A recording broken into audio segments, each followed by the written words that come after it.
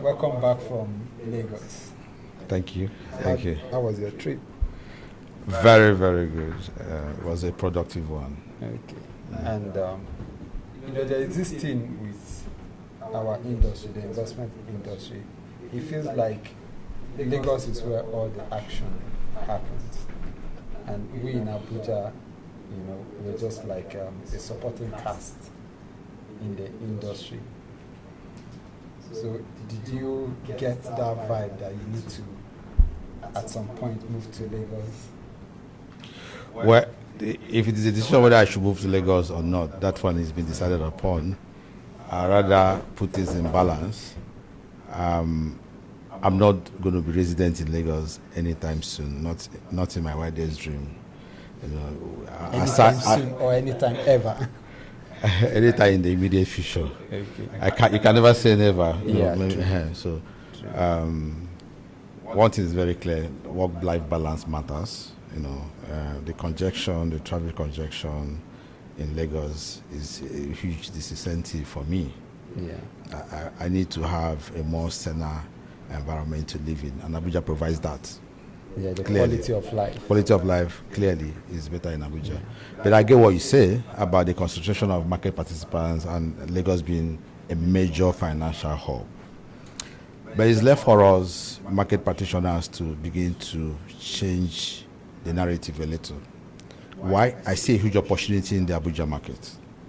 Abuja have, in my opinion, a fairly concentrated population of the middle class. People with discretionary income. And as investment bankers, I should be chasing the people with discretionary income. And I think I will have a better play, a better margins if I deal with the Abuja market. And largely, Abuja market seems to be not well saturated with enough investment professionals to attend to the needs of that market. So it's a privilege and an opportunity to be in Abuja. Yeah, for those of us who choose to stay here. Very correct. I mean, your last point is very valid, because if you look around, you don't have the luxury that Lagos has in terms of quality investment professionals attending to if you do the ratio of investment professional to clients, I don't know what it's going to look like. Maybe one investment professional to, say, 1 million people. I don't know what the ratio is going to be like, but we really need more and more people to want to stay back and practice in Abuja. And practice in Abuja. Very correct. Yeah. Very correct. Welcome to a brand new episode of Market Tape. We're back for the 21st episode, and we've got a lot to talk about today. Trade wars, tariffs, earnings, fears of recession.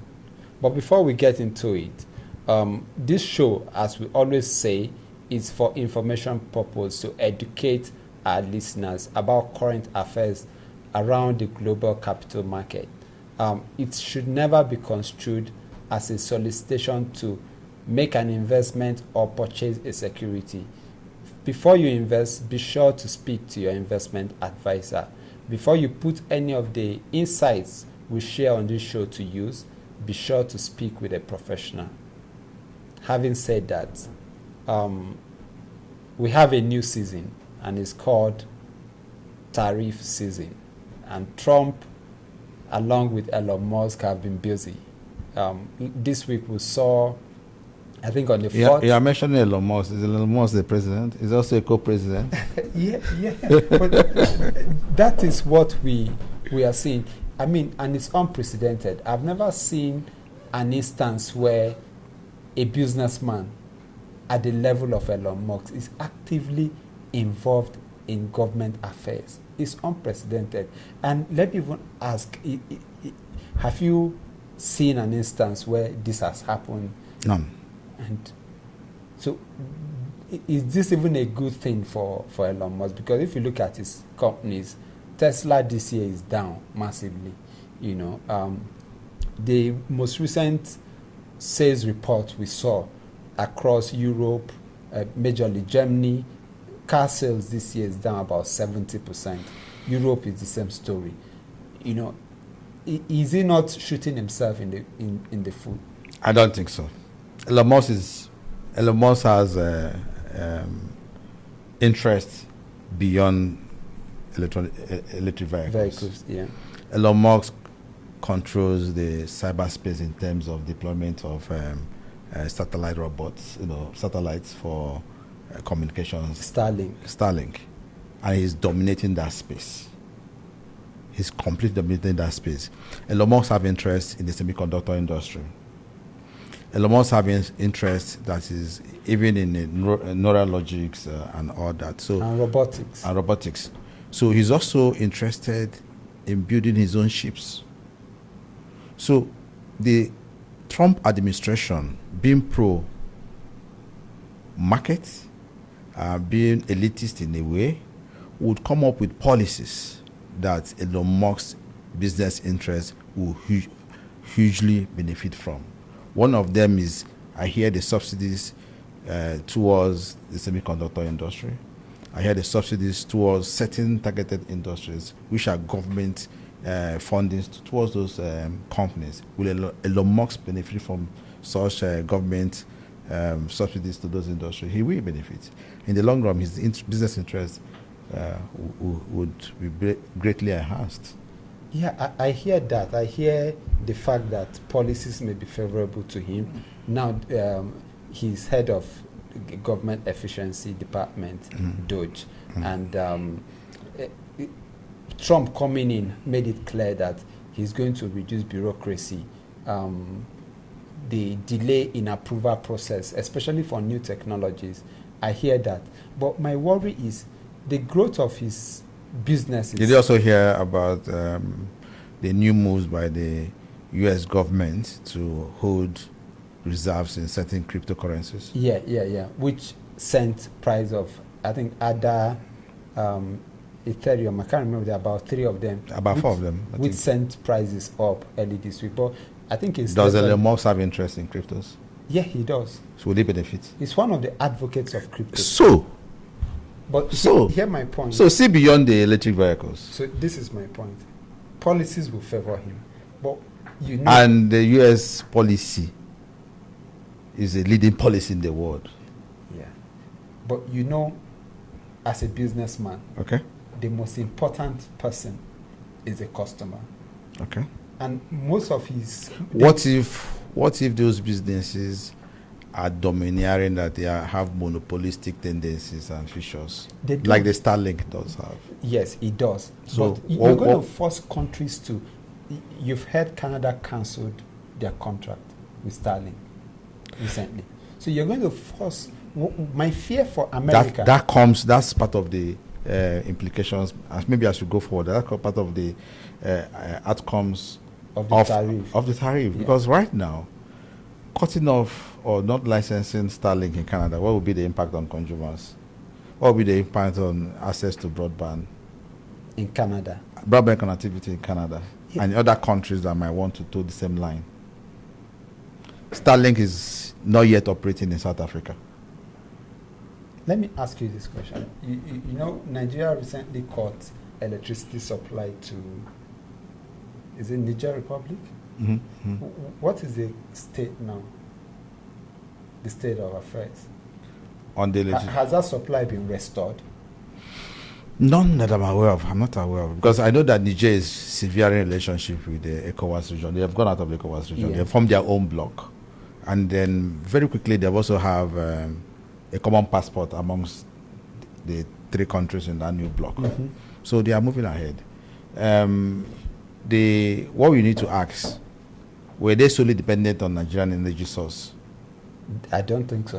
Well, and even Nigeria, do we have the capacity to have satisfied local consumption that you are exporting energy to Niger? So what was even the quality of the energy and the relevance or significance of that energy export to Niger Republic? Yeah. That's what we should be asking for. My worry actually is, if I'm offering a service to you, okay, and you abruptly end that relationship or start to make me feel like you are so important I can't do without you, I'll start to look for alternatives. That is my major worry for someone like Elon Musk, because the growth of his business came from his endearing personality. he's a face of the franchise, of his several franchises, So for him to start making himself like an enemy to countries, to political opinions, I get worried for his businesses. I agree with you, but I'm sure he has done his maths. I'm sure he's confident that with the American influence, in all other markets, that he will be well protected and he will be good. I think he has done his maths. All right. I hope he pans out. But I just want us to see Elon Musk beyond Tesla. Yeah, certainly. Tesla is not necessarily a car company. The valuation of Tesla is a technology company. Is a technology company. Artificial intelligence, robotics, and all of that. I get all of that. All right, so let's talk about this tariff thing in detail. Economists don't like the word tariff. Can you speak to that?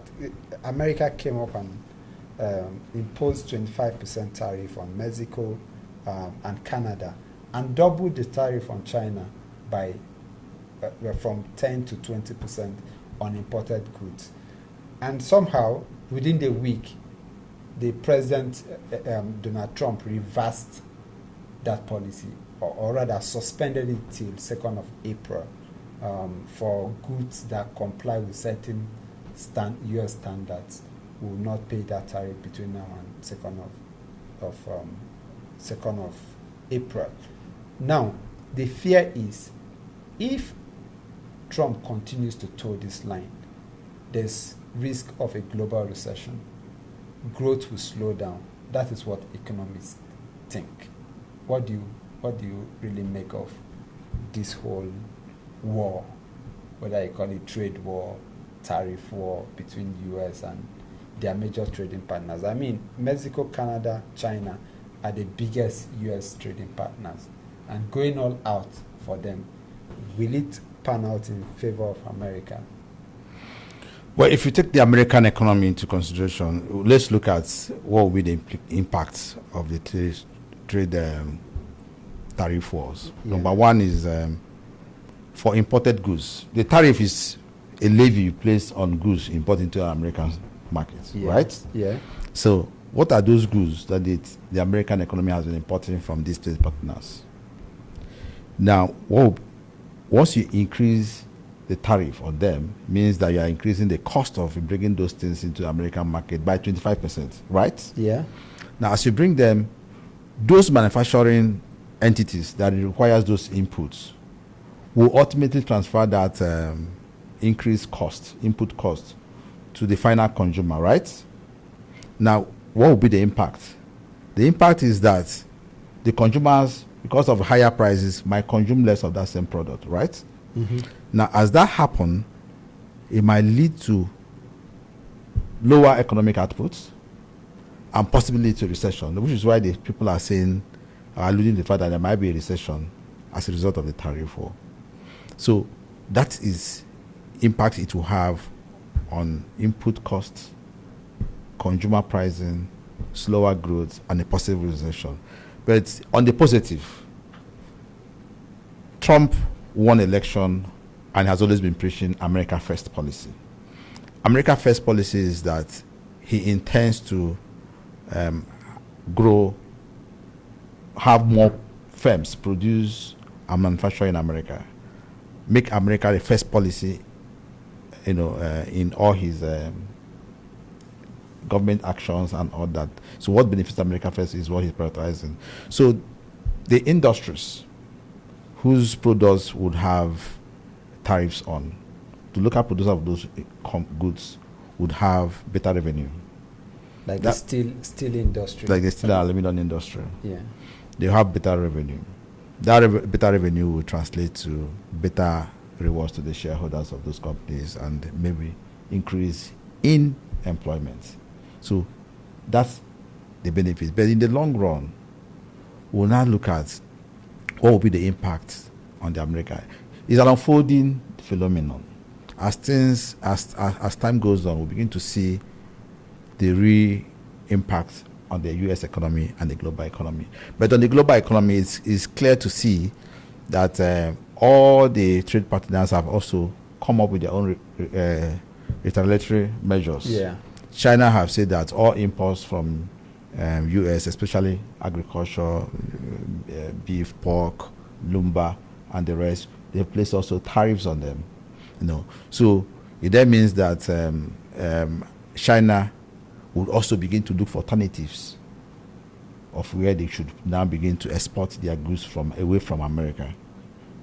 And other countries retaliating would lead to a situation where we now have more nationalistic companies that would not be in tandem with the idea of the world being a global village. So there could be supply chain disruptions, and more nations will now focus on homegrown economy, being locally self-reliant than trading with the international community. So you have grave implications for global trade. You have grave implications for global economic outputs. That the whole world should be worried. And interestingly, China have taken a petition to the World Trade Organization to report America, and that is interesting. So let's see how as things unfolds and begin to really analyze the impact on economic outputs. You mentioned something very important: the retaliation of China imposing 15% tariff on mostly agricultural products from the United States, and one of those products is sorghum. And Nigeria, incidentally, is one of the top 5 leading producers of sorghum around the world. And last week, when we were discussing the GDP, you did mention that we need to improve agricultural output, and this is one of the areas where I think Nigeria can definitely look inward and see if we can move from producing 7% of the world sorghum consumption to say 15%. We can actually double that because you've got the arable lands in the north and all of that. So, I mean, there are issues, there are fears of recession, but at the same time, to me, there are opportunities that a country like Nigeria that is not in the mix of things at the moment, Don't forget, Trump also threatened that for all the countries, BRIC countries that have threatened to move away from the U.S. currency, he threatened to impose 100% tariff on them. So that also is something we've not touched. But at the moment, it could be an opportunity for a country like Nigeria that can step in and, take care of some of those demands from, let's say, China as a result of this tariff. Nigeria should be worried about this trade war because indirectly they are affected.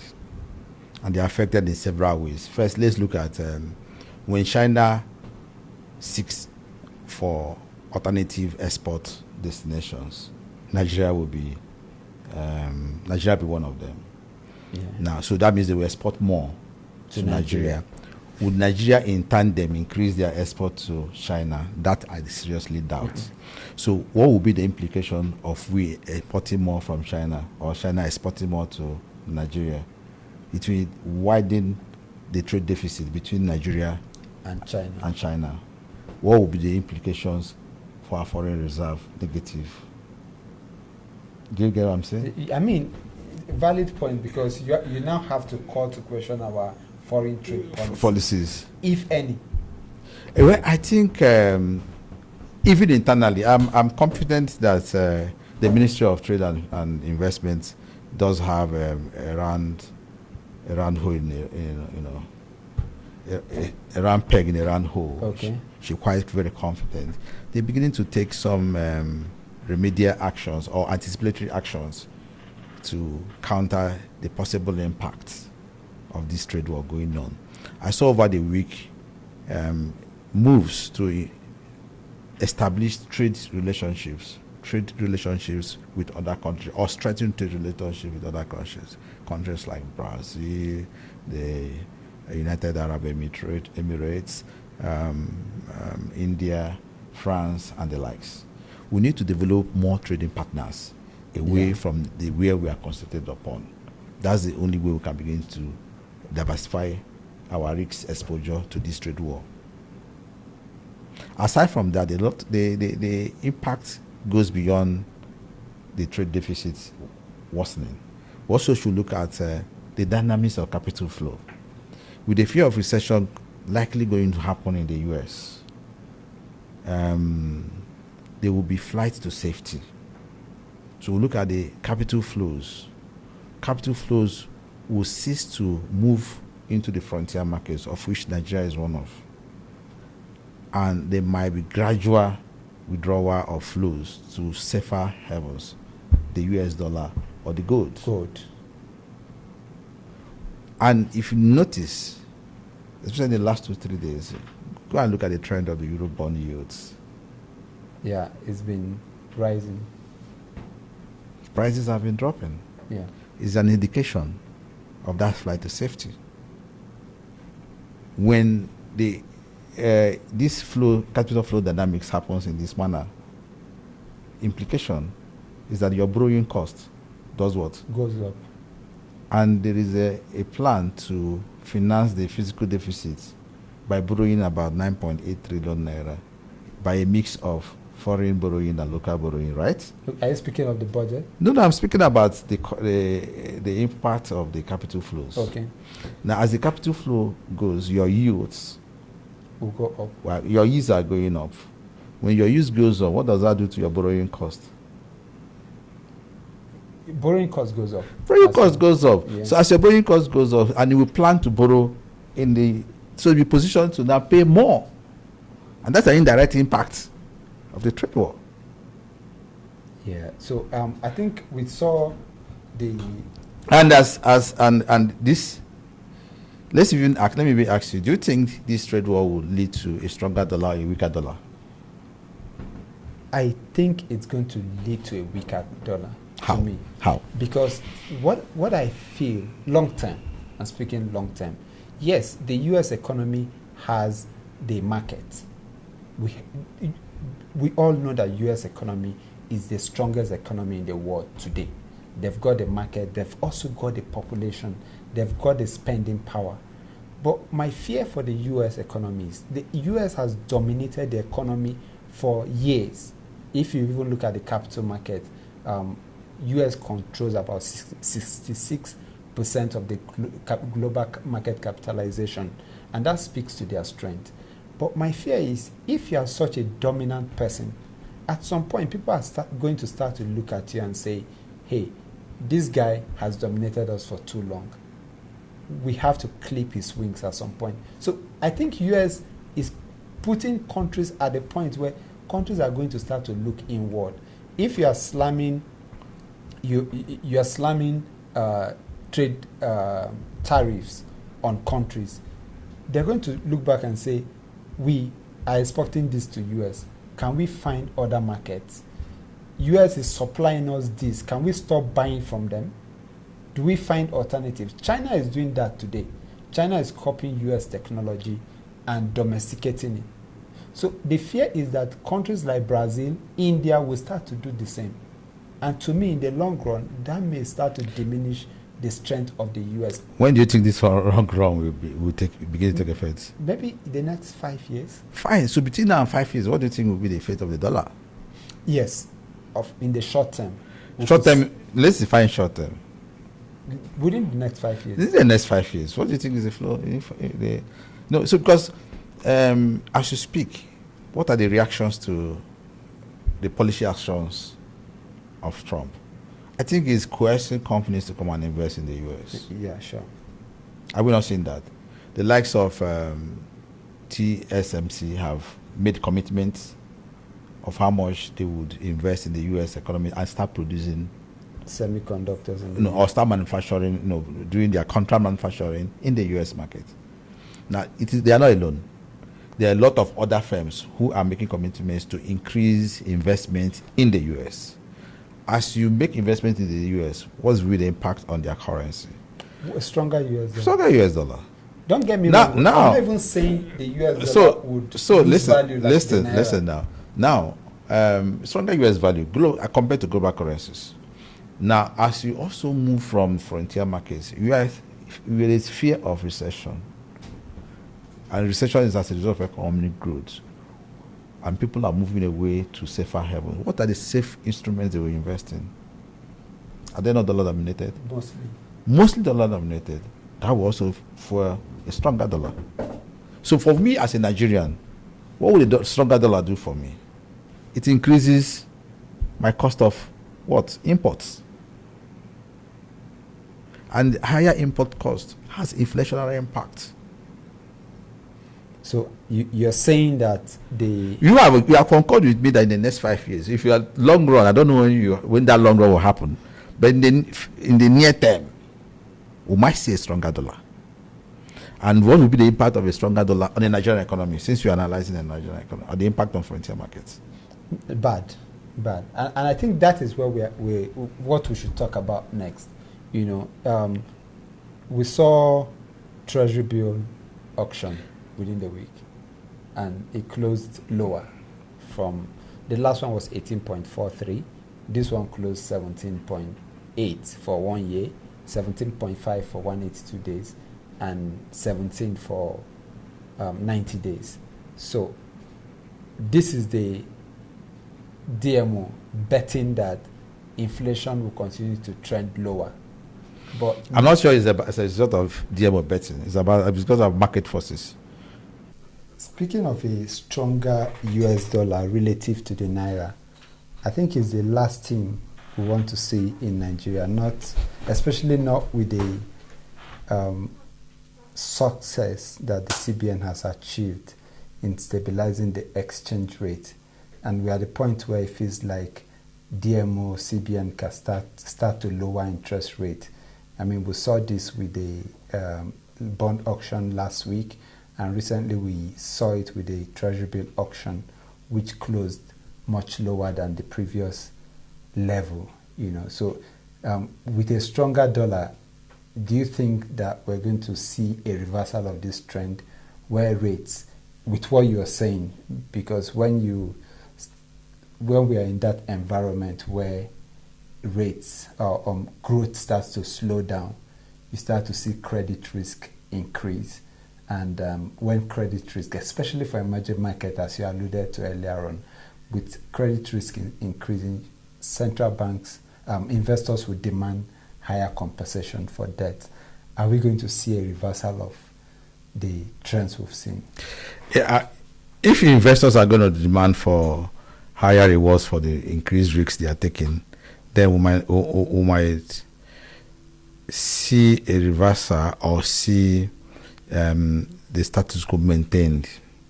Most people have been expecting that in the next MPC meeting that the CBN might adopt a dovish approach by lowering the benchmark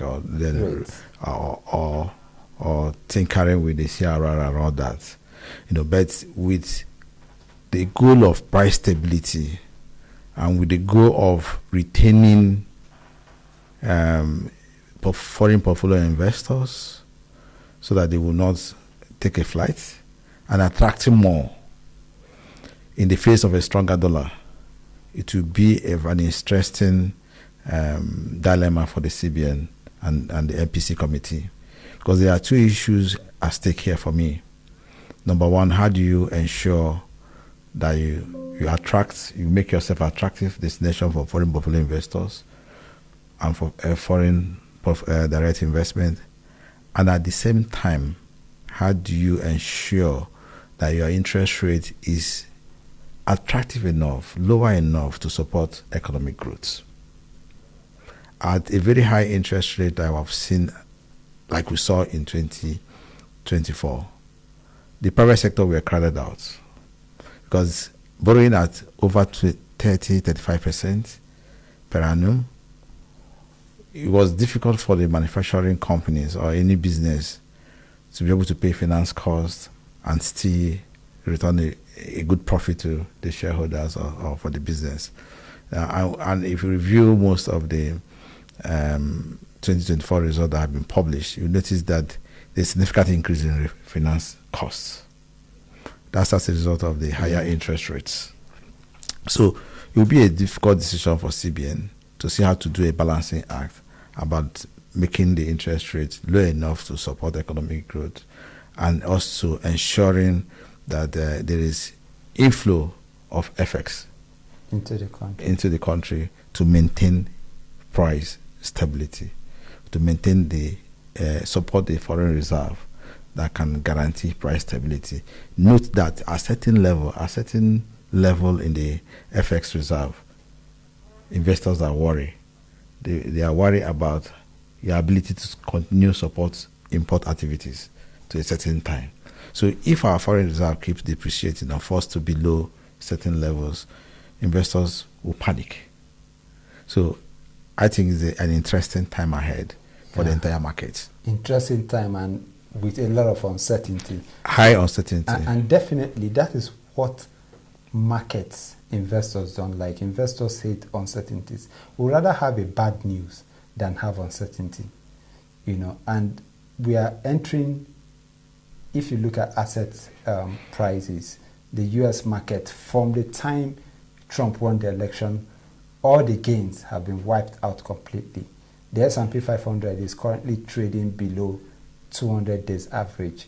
You look at cryptocurrency, you saw Bitcoin price fell from, I know you're not a fan of crypto, neither am I, but there are a lot of guys who will live and die with cryptocurrencies. But we've seen it works for them. Yeah, it does. Maybe, so we've seen crypto price, Bitcoin particularly, come down from all-time high. It got to 100,000.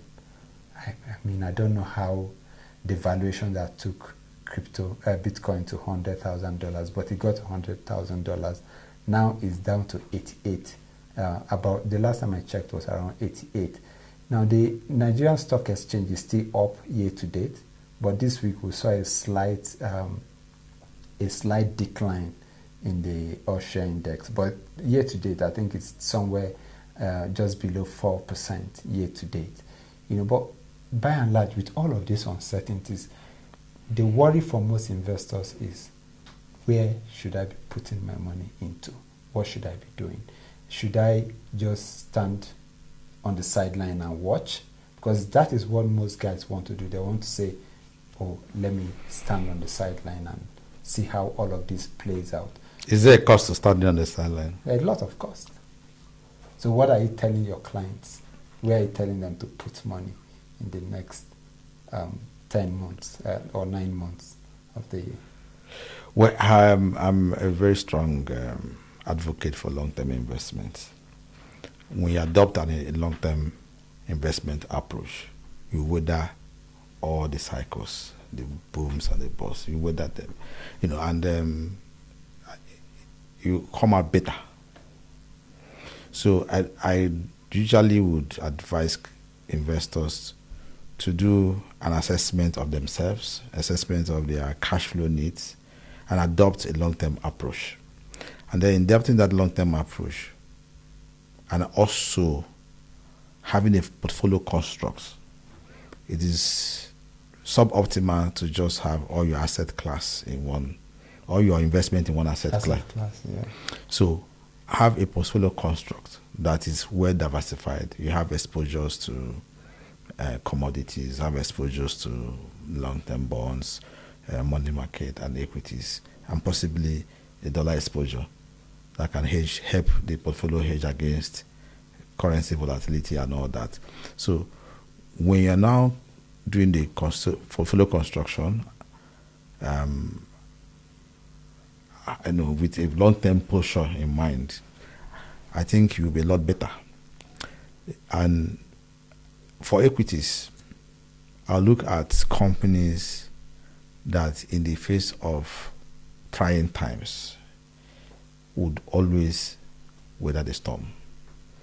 Companies like utilities, the healthcare industries and agriculture, whichever way the economy goes, will weather the storm. Now, then sovereign securities, which is why if you notice, the U.S. sovereign securities have been getting on due attraction, and their use have been dropping. So, sovereign securities that gives me guaranteed returns and guaranteed cash flows. So I would rather go for them also. So for me, I'll play the long-term game. I'll buy bonds instead of buying treasury bills. I'll buy fundamentally strong equities that are recession immune. then I'll hold positions in dollar-denominated securities, be it equities or bonds. That will help my fund hedge against currency volatility, and I will have a long-term posture, so I'm not exiting in 1 or 2 years. I think I will be fine. Yeah. Investing is very interesting. And to me, investing is where people say a lot about what they will do. But when it's time to do it, they don't do it. If you listen to people talk, they say buy low, sell high. But in reality, what a lot of people do is buy high, sell low. So when everybody is excited, when there's excitement in the market, prices are high, people are buying.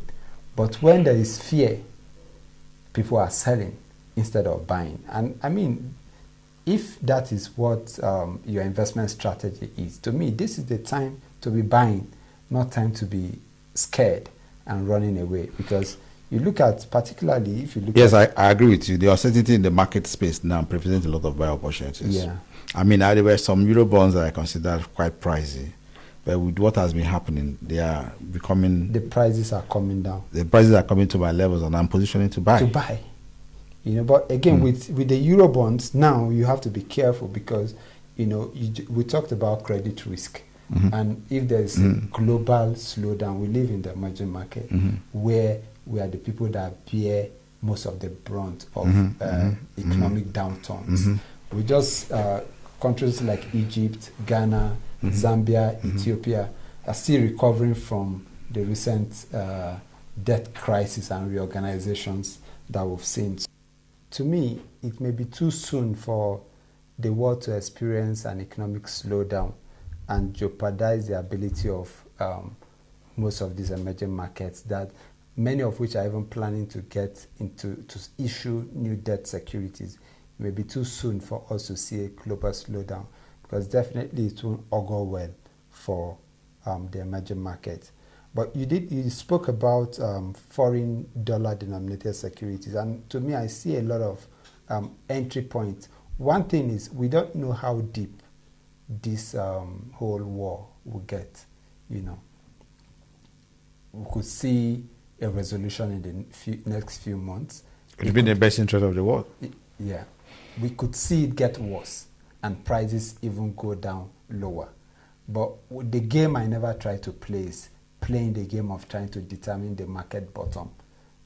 I don't have the ability. Nobody does. Nobody does. That is the truth. So if I had $10,000 to invest now, I'll put in 40% at least today and wait and see what happens next. Because obviously, a lot of securities, the tech sector in the US has been on a tear the last 18 months or thereabout. And the worry was the valuations are too high. But today, most of those stocks are trading well below those high valuations. You look at stocks like Amazon, Nvidia, look at their PE ratio. Their PE ratio are trading within very cheap valuation range. Of course, you have the exceptions like Palantir, Tesla that still have very high valuation. But the point I'm making is that there are a lot of attractive opportunities today. And just to reemphasize the point you made, that it's always best to upfront have a plan, have like your asset allocation, and not depart from it irrespective of what is happening. Because if you had a diversified portfolio before now, even though we are looking at the tech sector and saying we are seeing losses, you mentioned healthcare is doing well. So some of these sectors will start to outperform over time. This past week, some of the best performing stocks in the S&P 500 actually came from the health sector, the likes of Moderna, and then even some European stocks. Over the last 15 years, US stocks have outperformed European stocks. But in the last couple of months, we are seeing cash rotating from US stocks to European stocks, where you have very cheap valuation. So if upfront you had a diversified portfolio that is invested globally, you have losses from the S&P 500, but there are other areas where Can compensate. that can compensate for those losses. But going ahead, you also spoke about the domestic market. Last week we saw results from Dangote Cement, Seplat Petroleum, and to some extent impressive results. So let's talk about Seplat first of all. Seplat, we saw revenue cross one, whether you're looking at it in dollar terms. It's a company that pays reports in dollars and in naira. Revenue for the first time crossed $1 billion. In naira terms, crossed 1 trillion naira. We saw a revenue of 1.6 trillion naira and about 1 billion, just over $1 billion. Very interesting result. But now, but let's digress a little. You did a revenue of 1.1 trillion. For Seplat, Seplat. 1.6 trillion. 1.6 trillion. Yeah.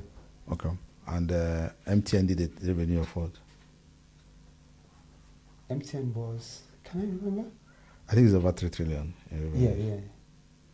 So you can do a comparison in terms of revenue. Yeah. And then when you now talk about this also, you can also think that, okay, if you think that Seplat's revenue, with the kind of hype and the capitalizations they have, I compare it to a GTCO that at a half year had a PBT of 1 trillion.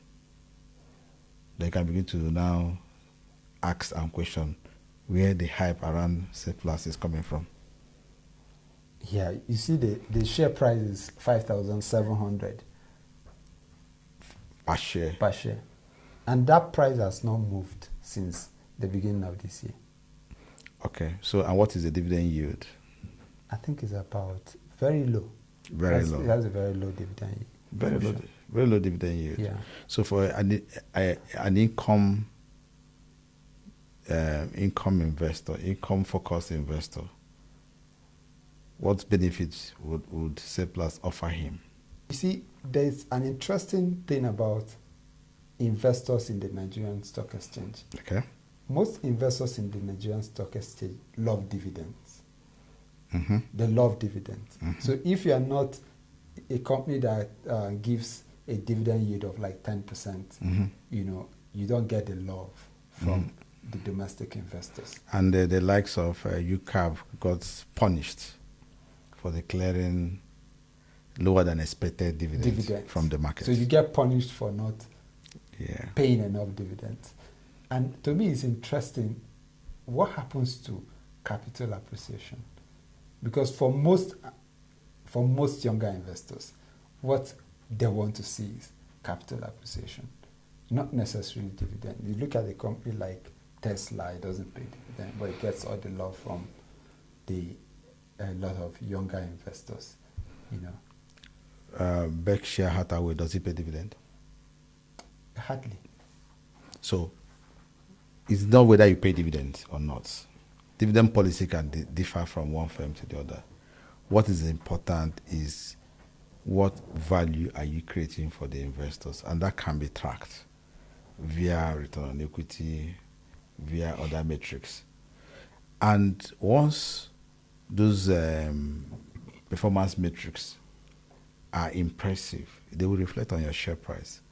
So your share price can now drive or benefit the investor who sells. But here, the share pricing that we see in most Nigerians looking for capital appreciation is acted around speculation, not necessarily around value proposition, not necessarily around value. And that's where I have problem with most people who wants to invest in the Nigerian Stock Exchange. What's your purpose on investing? You want capital appreciation, right? What will drive those capital appreciation? What? So I saw early this year, I had an investor who was heavily bullish on Owando, and I kept asking, what are those factors that will drive this interest? The growth you're looking at. No, this interest in Owando. I mean, I feel like, this is my opinion, I feel like there's a lot of gambling mentality on the NGX. A lot of interest. You don't see the base, you don't see the foundation, what is really driving this interest. And Seplat is one firm that a lot of people love. Obviously, they pay dividends in dollars, and that is an attraction for certain type of investors. But I don't understand why their share price since the beginning of the year, has not made a move. It's been 5,700 since the beginning of the year. Obviously, it's on full offer, and there are no buyers, even with a result like this. With the rules of the exchange, for the price to change, a minimum quantity must trade in a single transaction before you can sell. That the price has remained static at that price does not mean that trades are happening around that price. Trades will be happening far below or far above that price. But because no single trade have reached that threshold to change price, that's why I've not seen a price change. It happens in most of those highly priced stocks. I've seen people who were trapped in Geregu for months and they tried to sell. They couldn't. But they will keep telling you. Was last year. They keep telling you, but the share price is this. For you to have trade happen at the price you are seeing as a closing price, you need to have that minimum quantity that can drive the price change. But this also speaks to free float, the quantity of stocks available for trading. Because if your free float is thin, then you're not going to see that price movement. Yes. So, and we need to also make investors pay more attention to free float and determine free float. These are information that are widely available, readily available, publicly available. Now, the larger the free float, the more liquid that stock will be. So I think that is a valid one, that investors needs to look at the free float of the company, especially if liquidity is of concern to them. Correct. Yeah. Correct. Okay, so the next company is actually Dangote Cement, and that company that saw revenue grow by 62%. To an extent, impressive result. But like you mentioned earlier, almost all the companies that have reported so far have one thing: operational expenses has been very, very, very high. Finance cost, operational expenses. So it's become a burden to Nigerian companies. And to your point earlier on interest rate, that we need to see interest rate come down. We need to see inflation come down. If these don't come down, you start to see a slowdown in the economic growth. The last GDP figure was 3.8%. 3.8%. We could see a slowdown from that gain if this trend continues for Nigerian companies. But the interesting thing with the Dangote result is one thing I found interesting was the fact that they are seeing more contribution from their export sales, their African operations outside of Nigeria, which will also become an important source of FX flow for the Dangote Group, in addition to what they are doing with oil and gas. Yeah, so I that's impressive to know that their African operations or non-Nigerian operations is beginning to contribute significantly to the bottom line.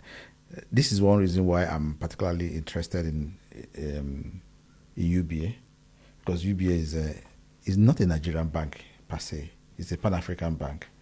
And contributions from non-African operations or non-Nigerian operations is now becoming very significant. It's almost getting to a point that it's 50-50. For UBA? For UBA. So That's I think, interesting. And having non-Nigerian operations would help you insulate you from the vagaries of the Nigerian economy. And that will make you more stable. So it's an interesting one for Dangote, but I'm worried about the gearing ratio from the published numbers about Dangote. And I'm also not impressed with the return to the shareholders. Dividend payout is over 100%, right? But it's flat. the same figure that was paid last year. So, and when in terms of dividend yield, in terms of dividend payout, 30 naira per share, was the same thing that was paid in 2023. So, with that flat performance, even when you are paying 100% of the earnings, and having an earnings yield of just about 6% and a dividend yield of about 6%, then it now begins to discourage me from encouraging equity investing. When I compare this to a 10-year treasury or 10-year treasury bond yield that sits around 19%. So for an investor who is interested in income, in cash flows, what should I be doing? Equity or bonds? Bonds. So I should more position to bonds because the dividends thus far reported, especially by mighty names like Dangote, is not very encouraging when compared to alternatives. Which is why your point is why I'm kind of sometimes uncomfortable when you look at the Nigerian market, because what investors look at is different from what a global focused investor will be looking at. You're speaking to the dividend yield, but the essence of investing in stocks is both for capital appreciation and dividend yield, which put together should outperform bonds over a long time. Now, because for the Nigerian market, most people who are investing in companies, established companies like Dangote, their primary consideration is dividend yield. So when the company is not paying, it's not necessarily dividend yield. When you compare it against all metrics, all performance metrics, I don't think it quite compensates when compared to an alternative benchmark like a 10-year bond yields. Why I say this is look at the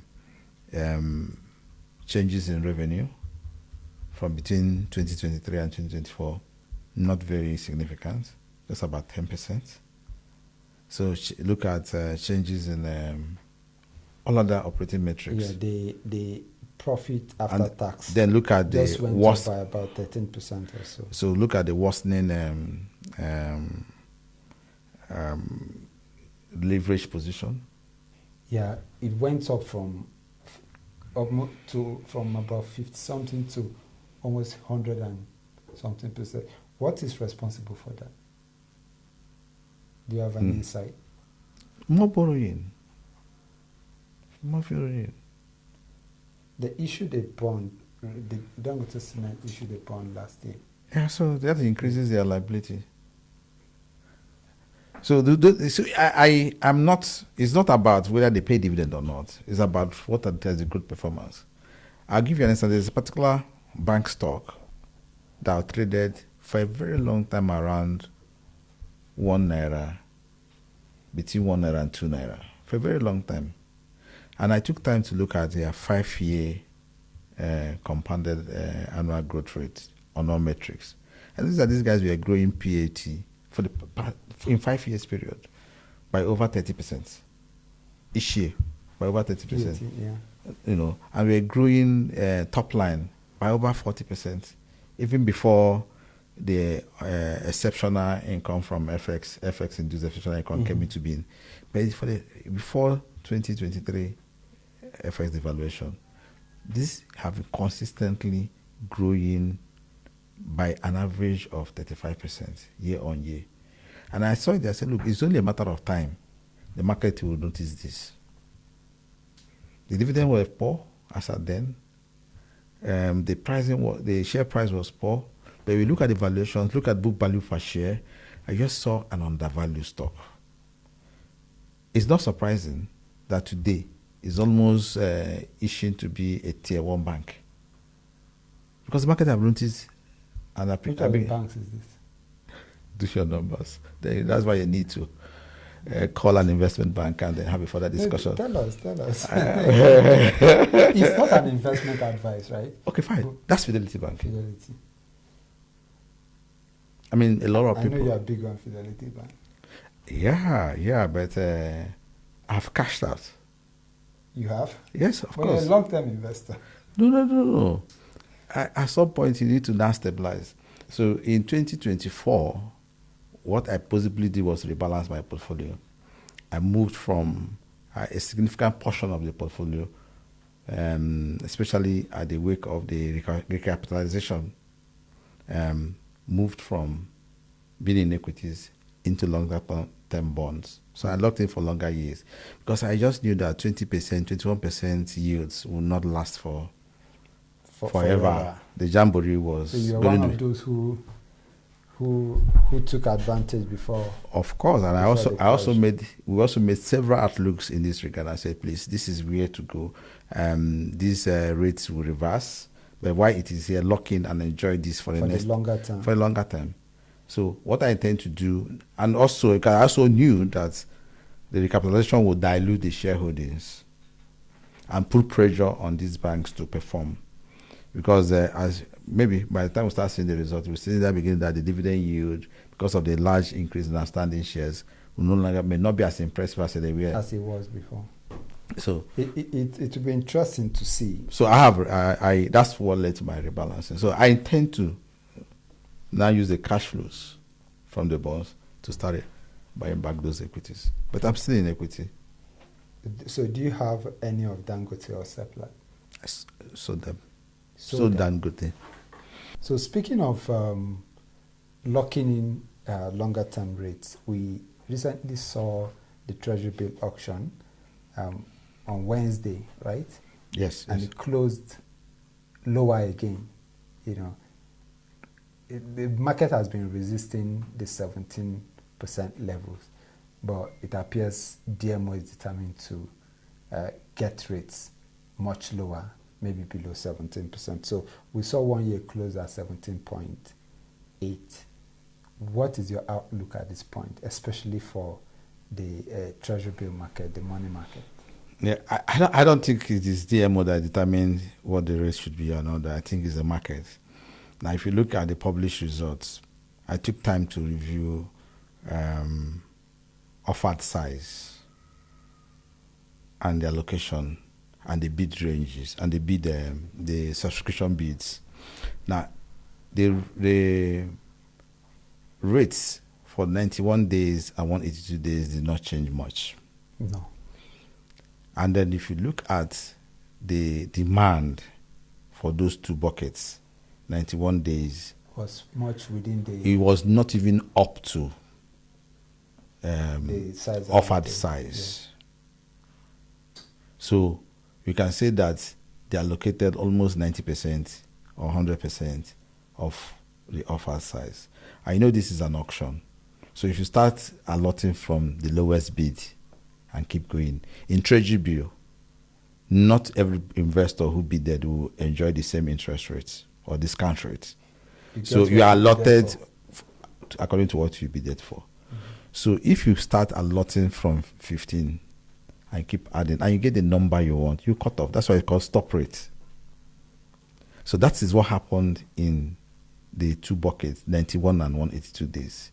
Because the subscriptions for those tenors were not as much, and they did not surpass the offered size. You saw their stop rates almost like the previous stop rates for those two tenors. But the case is different with 364 days. In the case of 364 days tenor, the offered size is 500 billion. Guess what the demand was? 1.8 trillion was the demand. So that is more than times 3 the offered size. So following the same principle of allotment, you keep allotting, and the bid range was from 15 to 27. So it is most likely that at 17.8, they were able to meet all their meet all the bids for the size they wanted, and they even gave us additional 200 billion because they now allotted 717 billion. And we still have an unmet demand of 1.1 trillion. So the what is driving the market is the liquidity position. That's what is most likely pushing the rates to go lower. We have a lot of maturities in coming in. There was a maturity the same day the auction happened, or the auction value date took effect. There's a maturity on the 6th, and there will be continuous maturities, large maturities in this case, even between now and June. So, as those maturities happen, the investors will want to look for avenues to reinvest those money. So we will now have a case of demand outstripping supply. And what happens when that happens? Pure market forces. So, from what we've been talking about in terms of the global outlook, do you now think that at some point investors would start to demand higher rates? Of course. So invariably you're saying the party may not be over yet. Yes, the anticipated strong dollar driven by the flight to safety as a result of the tariff war or trade war might introduce or throw a complexity into the mix. So not one is not very certain, which is why we say we have high uncertainty. Yeah. So not one is not very certain how the direction will go. But if we don't have a strong dollar and the flight to safety is is intensified, then we might say that the high interest rate regime might continue. Yeah. And okay, just a parting shot that even with all of this uncertainty, if I were to take out one important point we've made today, it would be that investors need to stick to their long-term plan. Yes, have a long-term view, and then have a portfolio, adopt a portfolio approach to investing. And every time, let your long-term objective guide your decision. Very correct. Not the current market trends. Market prices are, in my opinion, noise. So you can insulate yourself from the noise. Unless there are fundamental changes, ignore the noise and hold your positions. And see the uncertainty. For those who have cash, this is actually an opportunity for them to, snap very cheap assets. I agree with you. Yeah. All right. But when you are buying the assets, be sure of what you are buying. Don't buy smoke. Yeah. Very important. So make sure you buy value. Yeah. Thank you, Okudili, for coming. Thank you, Nathan. It's always a great pleasure doing this with you. Same here. Senior Vice President, Cowrie Asset I hear you. Thank you once again for making our time for us. It's a pleasure. And to everyone who has stayed this far, thank you for watching. Remember to like and share our videos. We'll keep coming back every Monday to keep you up to date with trends in the Nigerian and global capital market. Till next week, thank you. Nathan is my name with Okudili. Thanks, everyone. Let's do this again. Sure.